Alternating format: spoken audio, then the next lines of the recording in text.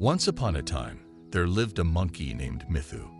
He was a creature of boundless energy, his mind as agile and restless as his nimble limbs. But Mithu was also a prisoner of his own thoughts, which swirled ceaselessly like leaves in a storm, never allowing him a moment's peace. One evening, as his silver moon climbed the inky canvas of the sky, Mithu swung onto the highest branch of the tallest tree. From there, the moon seemed so close, a glowing orb within reach.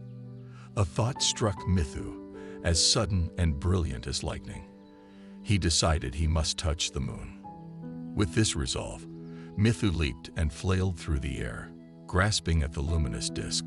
But no matter how he stretched and strained, the moon remained elusive, always shimmering just beyond his reach. Frustrated but not deterred, Mithu spent the whole night leaping towards the moon, each attempt as futile as the last. Exhausted and despondent as the dawn painted the world in hues of gold and rose, Mithu slumped over his branch. It was then that an old wise elephant named Ganesha, who had watched Mithu's nocturnal exertions with a mixture of amusement and concern, ambled into the clearing beneath Mithu's tree. "Why do you chase after the moon so, young Mithu?" Ganesha called out, his voice deep and resonant. Mithu looked down, his eyes wide and wild. "I must touch the moon. It seems so close. I feel I must be able to grasp it, yet it escapes me every time." Ganesha chuckled, a sound like rolling thunder. "The moon cannot be touched by leaping. It is not a fruit to be plucked from a branch. It is a reflection of something greater, something beyond.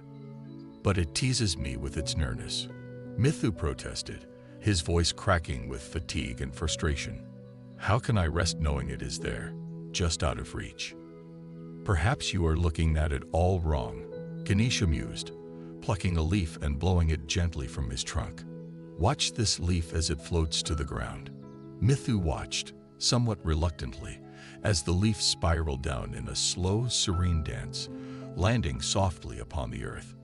"See, the leaf does not strain towards the ground.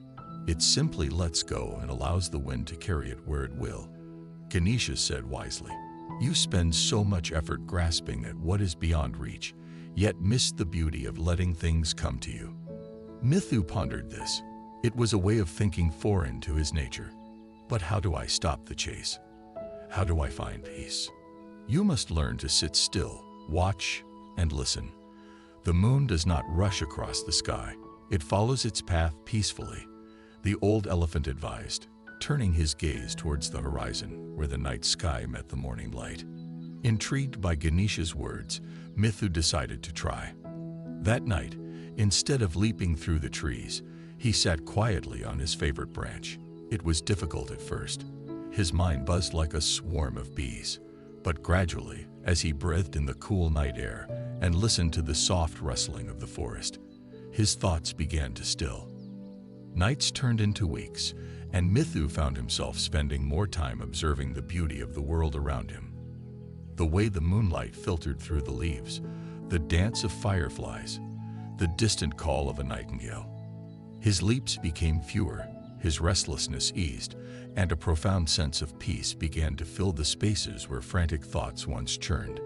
With time, Mithu learned that the moon's beauty was not in capturing it, but in appreciating it from where he sat.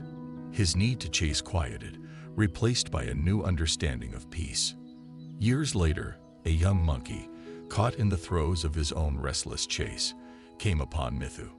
Seeing the young one's frustration mirrored his past, Mithu shared his tale and the wisdom Ganesha had imparted.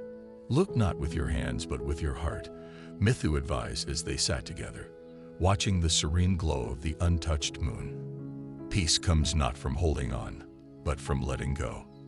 Thus, the story of Mithu's quest for the moon became a parable among the forest dwellers.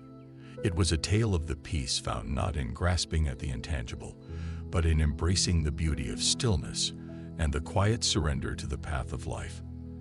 As the tale passed from one to another, it reminded all who heard it of the tranquility that lies in simply being, like the moon, a silent, steady presence in the chaos of the night sky.